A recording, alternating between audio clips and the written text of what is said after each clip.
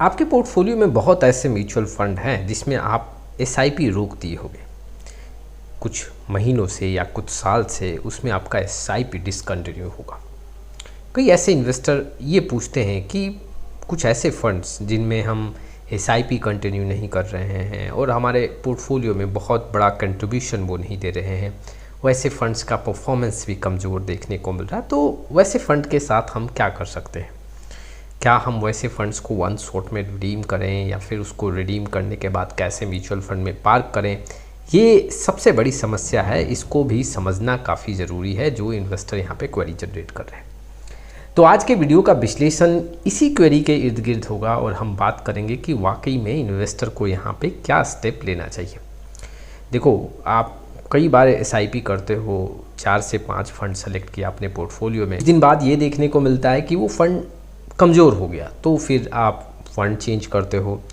2 साल 3 साल के बाद फिर कुछ एक फ़ंड चेंज करते हो। अब कई बार ऐसे देखने को मिलता है कि आपके पोर्टफोलियो में 2 से 3 ऐसे फ़ंड तैयार हो जाते हैं जिसमें आप एसआईपी डिसकंटिन्यू कर चुके हो और वहाँ पे आपका कोई भी कंट्रीब्यूशन नहीं जा रहा, कोई फ्रेश इन्वेस्टमेंट नहीं जा रहा। चलिए समझते हैं कि ऐसे म्यूचुअल फ़ंड के साथ आपको क्या करना चाहिए, लेकिन उसके पहले mutual fund related complete solution चाहिए तो आप हमारे साथ जुड़ सकते हो।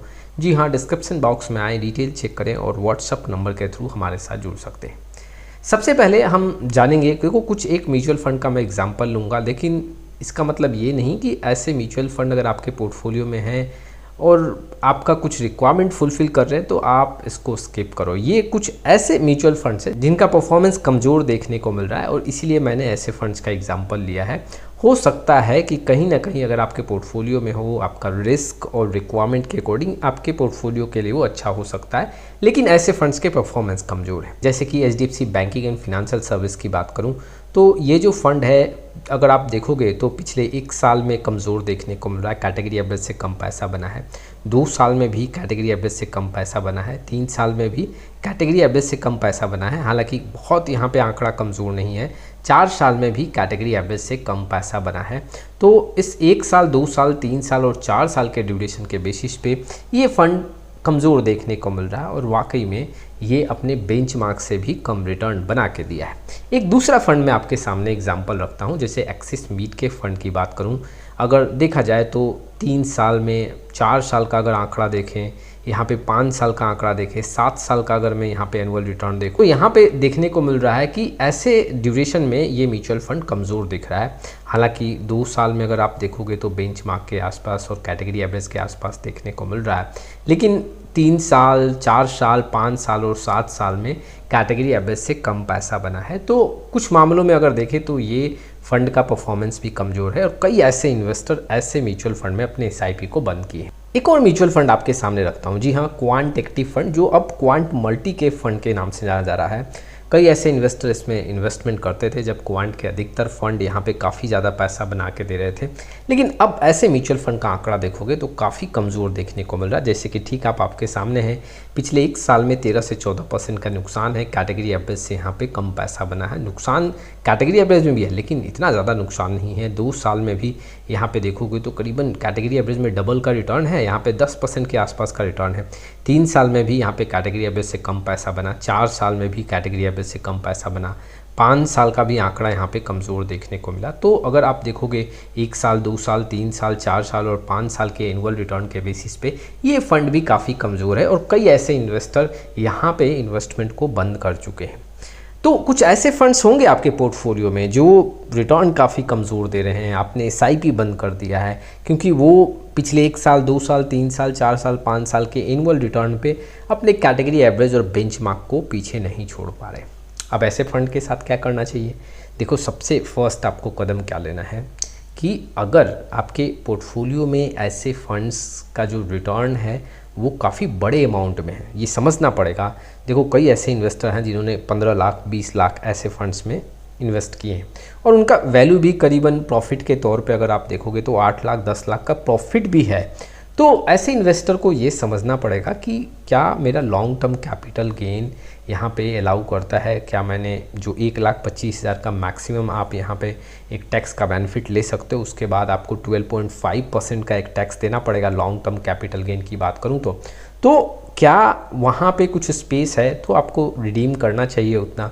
अगर स्पेस नहीं है और वाकई में आप टैक्स नहीं पे करना चाहते हो तो मैं वहाँ पे आपको एडवाइस करूँगा कि ऐसे फ़ंड के साथ आपको कंटिन्यू करना चाहिए, क्योंकि आपको टैक्स काफ़ी ज़्यादा देना पड़ेगा। दूसरी बात कि अगर आप यहाँ पे टैक्स को स्किप करना चाहते हो तो आपको वन शॉट में ऐसे फंड से एग्जिट करना चाहिए। अब एक दूसरा सिनेरियो बताता हूँ। अगर आपका प्रॉफिट कम है, जी हाँ, वो 1,25,000 के नीचे का प्रॉफिट है, तो भी आपको वन शॉट में रिडीम करना चाहिए।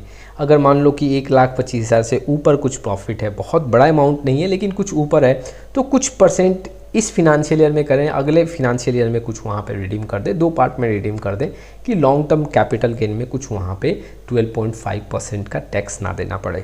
देखो, अगर आप लॉस में हैं, अगर आप 0% प्रॉफिट में, मीन ब्रेक इवन पॉइंट पे हैं, तो भी आपको यहाँ पे मैं एडवाइस करूँगा, छोटा मोटा लॉस है तो एग्जिट करना चाहिए।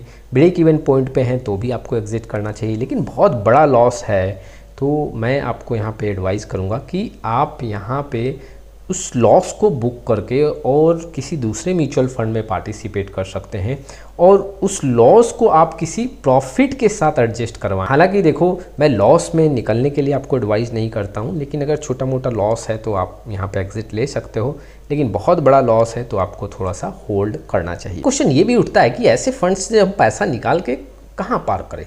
देखो, आप जब मान लो कि एक मिड कैप से अपना पैसा निकाल रहे हो, कोई ऐसा मिड कैप है जो कमज़ोर दिख रहा है, वहाँ से आप पैसा निकाल रहे हो अपना, तो देखो कि वाकई में क्या मिड कैप का एलोकेशन काफ़ी कम हो जा रहा है। अगर मैं ये पूरा पैसा रिडीम कर रहा हूँ तो अगर काफ़ी कम हो जा रहा है तो उस पैसे को आपको अपने मिड कैप म्यूचुअल फंड में ही पार्क करना है। जो आपने नया मिड कैप म्यूचुअल फंड रखा है उसी में पार्क करना है। स्ट्रैटेजी कोई आप सेलेक्ट कर सकते हैं, जैसे SIP के थ्रू आप वहाँ पर इन्वेस्टमेंट करें, लमसम भी करें तो थोड़ा सा आप 5 से 6 इंस्टॉलमेंट में वहाँ पे लमसम करें। कुछ ऐसा स्ट्रैटेजी बना सकते हैं जिससे रिस्क थोड़ा मिनिमाइज हो जाए। लेकिन अगर आपका ये रिडीम करने के बाद मिड कैप का एलोकेशन ऑलरेडी सफिशिएंट है आपके रिस्क के अकॉर्डिंग, पे आप अपने पोर्टफोलियो में एलोकेशन के अकॉर्डिंग पूरा पार्क कर दें। इट मीन्स कि किसी एक फ़ंड को वहाँ पे पूरा पैसा ना दें, जो भी आपके पास 4 से 5 फंड है उसमें आपको थोड़ा थोड़ा पार्क करना चाहिए अपने रिस्क के अकॉर्डिंग। ये सिर्फ एग्जाम्पल था, मैंने मिड कैप का लिया। हो सकता है पास कोई स्मॉल कैप फंड हो सकता है आपके पास कोई फ्लेक्सी कैप फंड हो, इसके अकॉर्डिंग आपको यहाँ पे पूरा री इन्वेस्टमेंट करना है। देखो, अगर कोई भी फंड से आप म्यूचुअल फंड से पैसा निकाल रहे हो, कोई ऐसा वीक फंड है, तो आपको उसी कैटेगरी के फंड में पैसा उसको री इन्वेस्ट करना चाहिए। बेशर्ते आपको ये देखना है कि कहीं ज़्यादा एलोकेशन तो नहीं हो रहा, कहीं ज़्यादा यहाँ पे रिस्क तो नहीं बढ़, ये पैरामीटर्स आपको चेक करना है। ऐसे हर एक इन्वेस्टर का अपना रिस्क फैक्टर है और हर एक इन्वेस्टर के लिए एक अलग अलग स्ट्रैटेजी और स्टोरी यहाँ पे हो सकता है। इन्वेस्टर को मैं ये भी बताना चाहता हूँ कि देखो, आपको एग्जिट लोड का भी ध्यान रखना है। कुछ मान लो कि अगर एग्जिट लोड अप्लाई होता है तो वहाँ पे आपको कुछ दिन का इंतज़ार करना चाहिए और उसके बाद वहाँ पे रिडीम करना चाहिए। इन्वेस्टर को मैं यहाँ पे ये भी बताना चाहता हूँ, अगर आप लॉस में नहीं निकलना चाहते हो तो होल्ड कर सकते हो। अगर आप यहाँ पे बहुत बड़े प्रॉफिट के साथ ऐसे फंड के साथ बैठे हो तो भी आप कंटिन्यू कर सकते हो। अगर आपका रिस्क जो है वो डिस्टर्ब नहीं हो रहा है, आपका जो रिटर्न है नहीं डिस्टर्ब हो रहा है, जी हाँ, मान लो आप ऑन द एवरेज 14% का एक रिटर्न एक्सपेक्ट कर रहे हो और जो ऐसे फंड्स हैं जो परफॉर्म नहीं भी कर रहे हैं लेकिन फिर भी आपके पोर्टफोलियो में 13 से 14% का रिटर्न जनरेट हो रहा है, अपने फंड से एग्जिट का खोल नहीं लेना चाहिए। और अगर आप इस रिस्क और रिटर्न के साथ खुश हैं तो आप ऐसे फंड के साथ कंटिन्यू कर सकते हैं। ये कुछ इन्वेस्टर के लिए काफ़ी इंपॉर्टेंट पॉइंट्स हैं। जी हाँ, बहुत ऐसे इन्वेस्टर पूछ रहे थे कि ऐसे फंड के साथ हम क्या करें, क्या स्ट्रैटेजी अपनाएं, वो सारे इन्फॉर्मेशन मैंने आपके सामने रख दिया। अब आपका कॉल है कि ऐसे फंड्स के साथ आप क्या डिसीजन लेते हैं। आज के लिए बस इतना ही। आने वाले समय में बहुत सारी वीडियो लेके आऊँगा, तब तक के लिए जय हिंद, जय भारत।